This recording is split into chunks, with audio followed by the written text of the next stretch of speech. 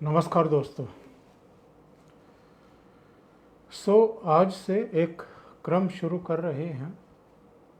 कुछ घटनाओं पर, कुछ खबरों पर चर्चा करेंगे, उनको डिकोड करने की कोशिश करेंगे।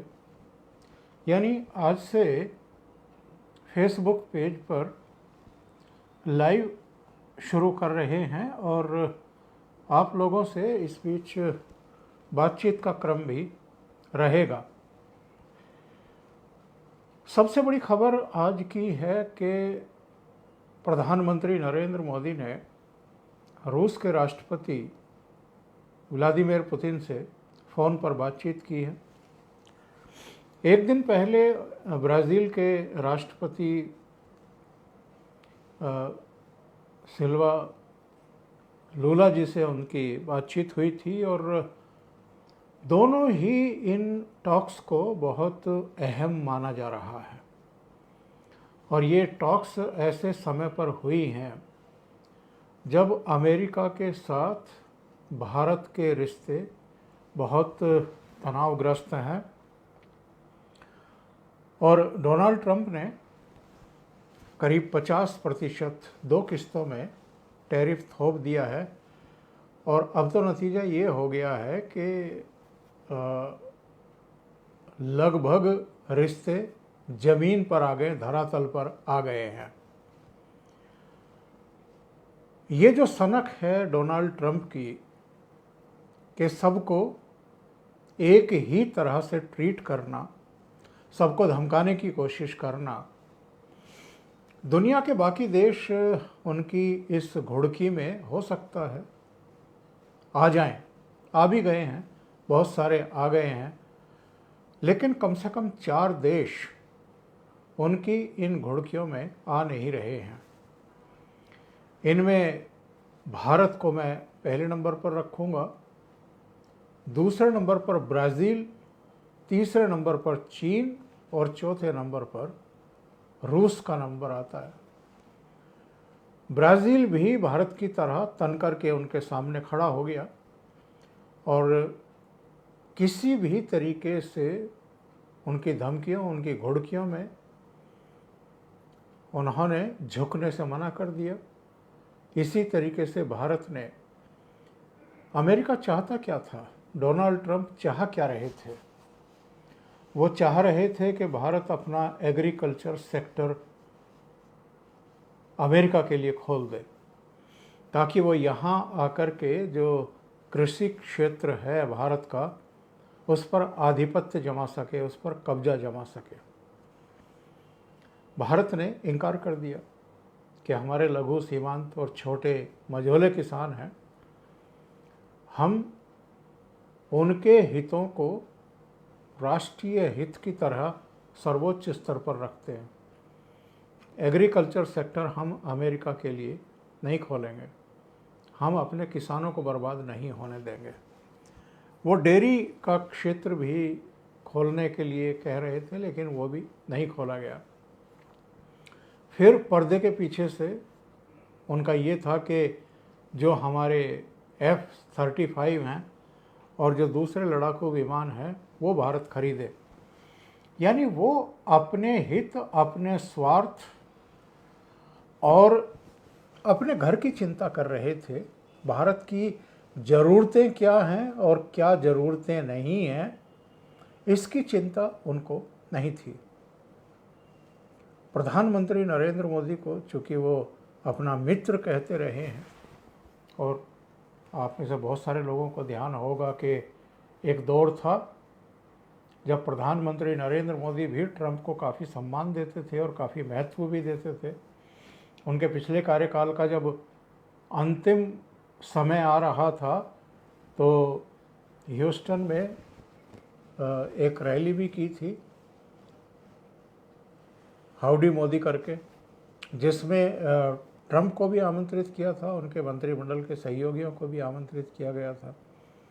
और वहाँ बड़ा भारी क्राउड जो है वो उमड़ा था और ये बड़ा खुश थे कि जो अमेरिका में रहने वाले भारतीय हैं या भारतीय मूल के लोग हैं जिनके वहाँ वोट भी बने हुए हैं और जो वोट डालते भी हैं, अलग अलग जगहों पर जो सीनेटर हैं उनको चुनते हैं और राष्ट्रपति को चुनने में भी अब अहम भूमिका निभाते हैं, वो इनके साथ रहेंगे।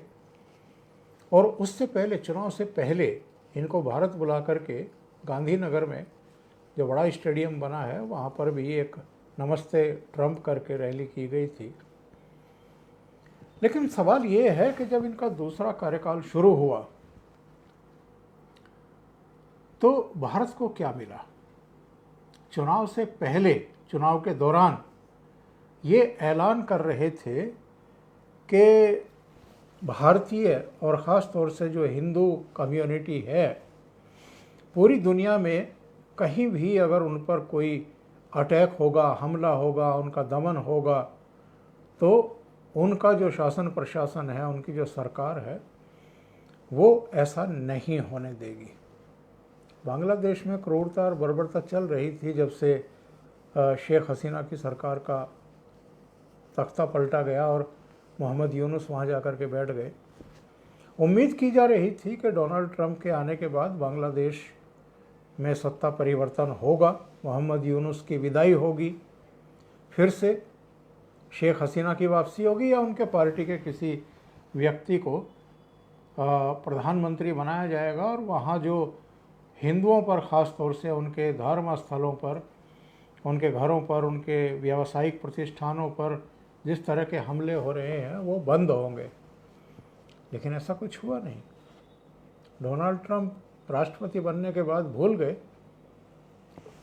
कि उन्होंने चुनाव प्रचार के दौरान क्या कहा था, क्या वादे किए थे। इतना ही नहीं, इनके सत्ता में आने के बाद से लगातार ये भारत महसूस कर रहा था कि उनके सुर बदले हुए हैं। और ये सुर क्यों बदले हुए हैं? याद करिए, जब अपने जो बाइडन राष्ट्रपति थे, सितंबर में जो यूएन का इजलास होता है, जो समिट होता है, उसमें भाग लेने के लिए प्रधानमंत्री भी गए थे। और वैसे तो पिछले साल क्वाड की बैठक भारत में होने वाली थी, पर चूँकि जो बाइडन का आना थोड़ा संदिग्ध था और प्रधानमंत्री वहाँ जा ही रहे थे और जापान और ऑस्ट्रेलिया के प्रधानमंत्री भी वहाँ यूएन समिट के सिलसिले में थे ही, तो ये तय हुआ कि जो क्वाड की समिट भारत में होने वाली थी वो अमेरिका में कर ली जाए। तो जो बाइडन ने उसे अमेरिका में कर लिया और ये तय हुआ कि अगले साल यानी इस साल अमेरिका के बजाय भारत में क्वाड का समिट होगा। तब किसको पता था कि जो बाइडन राष्ट्रपति रहेंगे या कमला हैरिस बन जाएंगी या डोनाल्ड ट्रंप बनेंगे। उस समय डोनाल्ड ट्रंप का एक बयान आया था और उन्होंने ये कहा था कि मेरे मित्र मोदी अमेरिका आ रहे हैं और हमारी मुलाकात होगी। लेकिन मोदी ने मुलाकात नहीं की, क्योंकि जब इनका पिछला कार्यकाल का अंतिम चरण था तो वो जो अमेरिका में हाउडी मोदी रैली हुई थी और यहाँ जो गांधीनगर में नमस्ते ट्रंप करके रैली की गई थी, उसको लेकर के अमेरिका में भी सवाल उठे थे और भारत में भी क्रिटिसिज्म झेलना पड़ा था कि ऐसा ओपनली भारत को नहीं करना चाहिए, भारत सरकार को नहीं करना चाहिए। तो मोदी इस बार डोनाल्ड ट्रंप से नहीं मिले। आपको ध्यान होगा, जब फरवरी में प्रधानमंत्री मोदी इनके राष्ट्रपति बनने के बाद वॉशिंगटन गए तो बाकी जो लोग जा रहे थे, राष्ट्र प्रमुख जा रहे थे, उनमें से अधिकांश को डोनाल्ड ट्रंप दरवाजे पर आकर, व्हाइट हाउस के दरवाजे पर आकर के रिसीव कर रहे थे। लेकिन प्रधानमंत्री नरेंद्र मोदी जब वहाँ पहुँचे तो ये दरवाजे पर नहीं थे। दरवाजे पर इन्होंने अपनी एक प्रोटोकॉल लेडी को भेज दिया, वो उनको रिसीव करके अंदर व्हाइट हाउस में ले गई। माना यह जाता है कि जो बायलैटरल टॉक्स हुई वहाँ पर, उसमें कुछ ऐसा हुआ जिसकी वजह से मोदी आहत हुए, नाराज हुए। और कूटनीति का ये तकाजा होता है कि जो बंद दरवाज़ों के पीछे होता है, हालांकि वो सुना करके आए डोनाल्ड ट्रंप को, लेकिन जो दरवाज़ों के पीछे होता है उसको सार्वजनिक नहीं किया जाता। और ये लिहाज मोदी जी ने रखा। लेकिन उसके बाद जो घटनाएं हुई वो ये शो करती है कि डोनाल्ड ट्रंप भारत से, प्रधानमंत्री नरेंद्र मोदी से और उनकी दृढ़ता से भी, क्योंकि वो जब राष्ट्र हित की बात आती है तो दबते नहीं हैं। इस बीच एक दो घटनाएं और हुई थी। इन्होंने टैरिफ का राग अलापना शुरू किया कि अलग अलग देशों पर टैरिफ लगाएंगे और उससे अरबों डॉलर अमेरिका के खजाने में डालेंगे और इस तरीके से दोबारा से अमेरिका को महान बनाएंगे। अब दुनिया के बहुत सारे देश हैं, जैसा मैंने कहा है, कि जो वो इनकी धौंस पट्टी में आ भी गए, लेकिन भारत है, रूस है, चीन है, ब्राज़ील है, कुछ और देश भी हैं जो उनकी धौंस पट्टी में आए नहीं। यानी जैसे ये बाहाँ मरोड़ना चाहते थे और जिस तरीके से मजबूर करना चाहते थे कि आप इन शर्तों पर ट्रेड डील करिए, वो शर्तें भारत ने मानने से इनकार कर दिया, चीन ने भी मानने से इनकार कर दिया, ब्राज़ील ने भी, और रूस तो खैर इनकी सुनेगा ही क्यों, वो तो अपनी शर्तों पर ही। और भारत ने भी स्पष्ट कर दिया, चीन ने भी स्पष्ट कर दिया कि हम अपनी शर्तों पर ही समझौता करेंगे और डील करेंगे। ये इनको बड़ा नागवार गुजरा। ये तो सोच रहे थे कि चीन ने जो धमकाया है और जिस तरीके से लिथियम का निर्यात इनको बंद कर दिया, इनका जो कृषि उत्पाद था वो खरीदना बंद कर दिया, तो ये उसकी पूर्ति लगभग चीन जितनी आबादी वाले भारत से कर लेंगे। इनके दिमाग में ये भी गलतफहमी थी कि नरेंद्र मोदी चूँकि मित्र हैं, इसलिए जैसा ये चाहेंगे, जैसा ये बोलेंगे, नरेंद्र मोदी वैसा मान लेंगे। अब ये गलतफहमी इनके दिमाग में कहाँ से पैदा हुई, यही जाने। लेकिन जब ये बातें हुई, टॉक्स हुई, तो नरेंद्र मोदी तो सीधे ट्रेड डील की टॉक्स में शामिल नहीं थे, लेकिन उनकी गाइडलाइन थी, उनके दिशा निर्देश थे, और पीयूष गोयल के नेतृत्व में और एक प्रमुख नौकरशाह के नेतृत्व में जो टॉक्स हुई, उसमें अमेरिका को बहुत स्पष्ट तौर पर बता दिया गया कि हम अपने किसानों की कीमत पर, अपने डेयरी प्रोडक्शन की कीमत पर तो कोई समझौता करने वाले नहीं हैं, और जो हमारी सेना के काम के नहीं हैं, जो यूज़फुल नहीं है, हम ऐसे जेट भी अमेरिका से नहीं खरीदेंगे। अतीत में भी जब F-35 देने की बात चल रही थी तो नहीं खरीदे गए, सुखोई खरीदे गए रूस से, और फ्रांस से राफेल खरीदे गए। S-400 जब रक्षा प्रणाली हम खरीद रहे थे तो उस समय के जो बाइडेन प्रशासन ने ये धमकी देने की कोशिश की थी भारत को कि जिस तरीके से टर्की और कुछ दूसरे देशों पर हमने प्रतिबंध लगाए हैं, तो उसी तरह के प्रतिबंध हम भारत पर भी लगा सकते हैं। लेकिन भारत धमकी में आया नहीं, उसने कहा कि आपको जो करना है वो करिए, लेकिन हम वो करेंगे जो राष्ट्र हित में है। ये थाड़ हमारे मत्थे मढ़ना चाहते थे, वो भारत ने नहीं लिए। इसके बाद जो डील करना चाहते थे टैरिफ की धमकी दे करके, वो डिले होती चली गई। इन्होंने डेडलाइन दी कि 9 जुलाई तक का समय है, 90 दिन का समय देते हुए कि 9 जुलाई तक आप लोग ट्रेड डील कर लीजिए, नहीं तो फिर मैं टैरिफ थोपूंगा। भारत ने कहा कि हम किसी भी तरह की डेडलाइन में बंधे हुए नहीं हैं। और इनके समझ में भी आ जाना चाहिए था। ब्रिटेन के साथ हमारी टॉक्स पिछले करीब करीब 4 साल से चल रही थी मुक्त व्यापार समझौते के लिए, 4 साल से।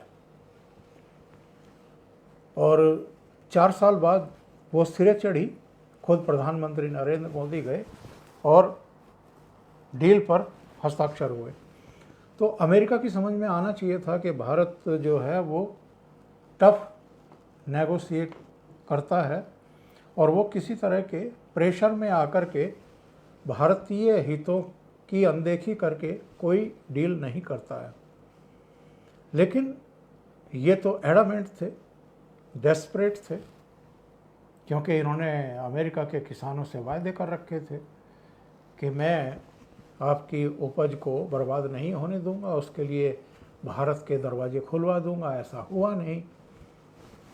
ना ये अपने रक्षा उत्पाद, जेट और दूसरी चीज़ें बेच पाए। तो इनकी बौखलाहट बढ़ती चली गई। इन्होंने प्रेशराइज करने के लिए ये राग अलापना शुरू किया कि सीज़ फायर मैंने कराया भारत और पाकिस्तान के बीच में, और 2500 कम से कम 30 बार तो इन्होंने ये बातें कही ही होंगी। भारत ने उस पर भी कोई खास प्रतिक्रिया दी नहीं शुरू में, लेकिन बाद में प्रतिक्रिया देनी पड़ी, खंडन करना पड़ा और इनको बताना पड़ा कि आप जिस तरह की बयानबाजी कर रहे हैं उससे यहाँ भारत के भीतर भी जो घरेलू राजनीति है इसमें उबाल है और जो अपोजिशन है वो घेरने की कोशिश कर रहा है प्रधानमंत्री नरेंद्र मोदी को। और वो भी ये कह करके कि भारत और पाकिस्तान के बीच में जो मसले हैं उनमें किसी तीसरे की भूमिका तो कुछ है ही नहीं, ये कैसे इन्वॉल्व हो गए। और डोनाल्ड ट्रंप ने 2-3 बड़ी गलतियां कर दी। एक तो जो घोषणा भारत को करनी थी, इनको केवल बताया गया था कि सीज़ फायर के लिए दोनों देश तैयार हो गए हैं, शाम को 5 बजे सीज़ फायर का ऐलान कर दिया जाएगा प्रेस कॉन्फ्रेंस करके। उस प्रेस कॉन्फ्रेंस से पहले इन्होंने अपनी तरफ से, क्योंकि इनके दिमाग में शांति का नोबेल पुरस्कार घुसा हुआ है, तो श्रेय लेने के लिए इन्होंने ऐलान कर दिया कि दोनों देश तैयार हो गए हैं। और यहाँ तक नहीं रुके, इन्होंने कहा कि मैंने ट्रेड डील ना करने की धमकी दी थी, इसलिए दोनों देश तैयार हो गए और हमने पूरी रात जाग करके दोनों देशों को इसके लिए तैयार किया। जितना ये फेंक सकते थे इन्होंने फेंका। एक तो ये, दूसरी बात ये कि जब पाकिस्तान को सबक सिखाने के लिए ऑपरेशन सिंदूर किया गया पहलगाम के नरसंहार के बाद, तो इनके कुछ ठिकाने थे जहां इनके एसेट्स रखे हुए थे, वहां पर भारतीय सेना ने ब्रह्मोस के जरिए अटैक किए। तो ऐसा लगता है कि इनकी पूंछ दब गई और इनको बड़ा नागवार गुजरा। तीसरे, इन्होंने झुंझला करके, क्योंकि भारत तैयार नहीं हो रहा था इनके मन मुताबिक डील करने के लिए, तो इन्होंने कह दिया कि भारत की इकोनॉमी तो डेड है।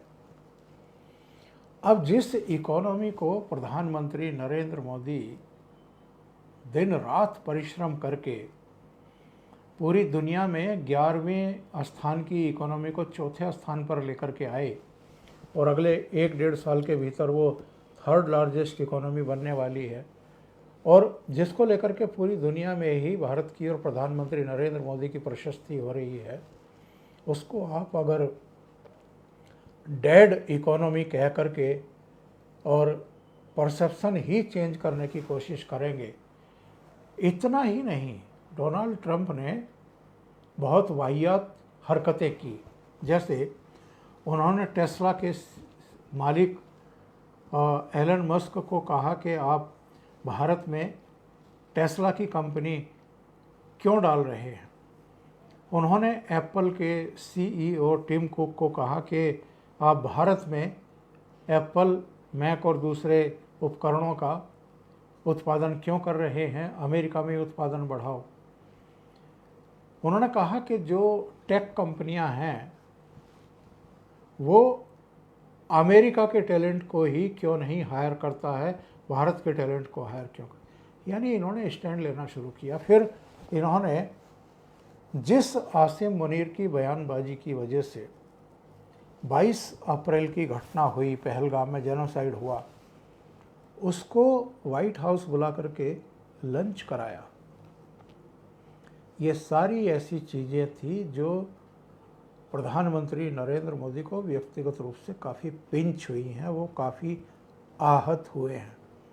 यहाँ कांग्रेस और दूसरे दलों ने उनके ऊपर इन चीज़ों को लेकर के अटैक किए हैं और ऊपर से नाजायज प्रेशर बना करके उन क्षेत्रों के लिए भी वो ट्रेड डील करवाना चाहते थे, भारत के सिग्नेचर चाहते थे, जो हमें नहीं चाहिए। तो जो कुछ हुआ है और जिस तरीके से 2 किस्तों में उन्होंने 25% पहले और 25% बाद में टैरिफ लगाए भारत के ऊपर, उससे तनाव चरम पर पहुंच चुके हैं।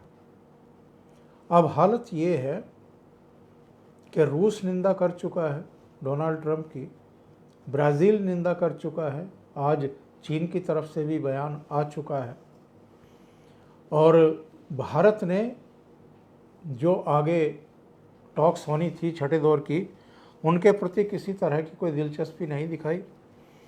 खुद डोनाल्ड ट्रंप ने भी कहा है कि अभी 25 अगस्त को जो अमेरिका का प्रतिनिधिमंडल नई दिल्ली आने वाला था वो अभी होल्ड पर है। जब तक ये जो टैरिफ वाला मामला है ये हल नहीं होगा तब तक टॉक्स नहीं होंगी डील को लेकर के। तो भारत की बला से भारत जो चाहता है, भारत तो बल्कि अब ये चाहता है कि वो स्पष्ट घोषणा ही कर दें ताकि भारत को किसी तरह का वहम ना रहे, भ्रम ना रहे और यहाँ के उद्योगपतियों को भी किसी तरह का वहम ना रहे और हम फिर अपने वैकल्पिक मार्ग तलाश करें। हमें जो भी नुकसान अमेरिका की तरफ से होगा ट्रेड डील सिरे ना चढ़ने की वजह से, फिर हम देखें कि किन किन देशों में हम अपनी सप्लाई बढ़ा सकते हैं, उन उत्पादों को वहाँ भेज सकते हैं जो पहले अमेरिका जाते थे। और इस बीच 2-3 खबरें और आ रही हैं। Defence minister Rajnath Singh America रवाना होने वाले थे, उनको भी होल्ड पर रखा गया है। 31,000 करोड़ के बोइंग के साथ और कुछ दूसरी कंपनियों के साथ यात्री विमानों के और लड़ाकू विमानों के कुछ सौदे होने वाले थे, उनको भी होल्ड पर रख दिया है भारत ने। यानी डोनाल्ड ट्रंप अगर डाल है तो भारत पात है। और इस बीच ये 2-3 घटनाएं, ब्राज़ील के राष्ट्रपति की प्रधानमंत्री नरेंद्र मोदी से बातचीत, इसके अलावा चीन की तरफ से बयान आना, प्रधानमंत्री खुद चीन जा रहे हैं, जापान जा रहे हैं और रूस के राष्ट्रपति व्लादिमीर पुतिन की आज प्रधानमंत्री नरेंद्र मोदी के साथ बातचीत। मोदी जी ने उनको आमंत्रित किया है भारत के दौरे पर और ये उम्मीद है कि साल के आखिर में राष्ट्रपति पुतिन भारत के दौरे पर आने वाले हैं। बहुत सारे समीक्षकों का ये कहना है कि डोनाल्ड ट्रंप ने भारत का तो वो क्या नुकसान करेंगे, भारत का वैसे भी अमेरिका के साथ कितना व्यापार है, जो कुल पूरी दुनिया के साथ हमारा व्यापार है उसका केवल 2% और उसमें भी बहुत सारी चीज़ें ऐसी हैं जो एग्जेम्प्टेड थी, उन पर टैरिफ लागू नहीं होता है। तो जितना भी नुकसान भारत को होगा उसकी भरपाई हो जाएगी। अलग अलग देशों से अब बातचीत होगी और उनकी ज़रूरतों के हिसाब से वहाँ सप्लाई भेजी जाएगी, वो हो जाएगा। लेकिन अमेरिका के भीतर ही अब इस बात को लेकर के डोनाल्ड ट्रंप की आलोचना शुरू हो चुकी है कि पिछले 2-2.5 दशक में अलग अलग राष्ट्रपतियों ने और सरकारों ने भारत को रणनीतिक सहयोगी बना करके इस पूरे क्षेत्र में चीन के खिलाफ एक विश्वस्त सहयोगी खड़ा किया था वो डोनाल्ड ट्रंप ने कुछ ही दिनों में एक तरीके से डिस्ट्रॉय कर दिया है। और अगर ये गठबंधन हो गया, फिर से शुरू हो गया, रूस, भारत और चीन का, उसके बाद घरेलू राजनीति में और वैश्विक स्तर पर भी डोनाल्ड ट्रंप की क्या स्थिति होगी और इनका आकलन कैसे होगा, बस ये ज़रा सोचने और समझने की ज़रूरत है। तो अभी के लिए इतना ही। बहुत बहुत धन्यवाद। अगर आपने अभी तक फेसबुक को फॉलो नहीं किया है और हमारे यूट्यूब चैनल को सब्सक्राइब नहीं किया है तो सब्सक्राइब कर लें और फॉलो कर लें। कल फिर मिलते हैं। बहुत बहुत धन्यवाद। नमस्कार।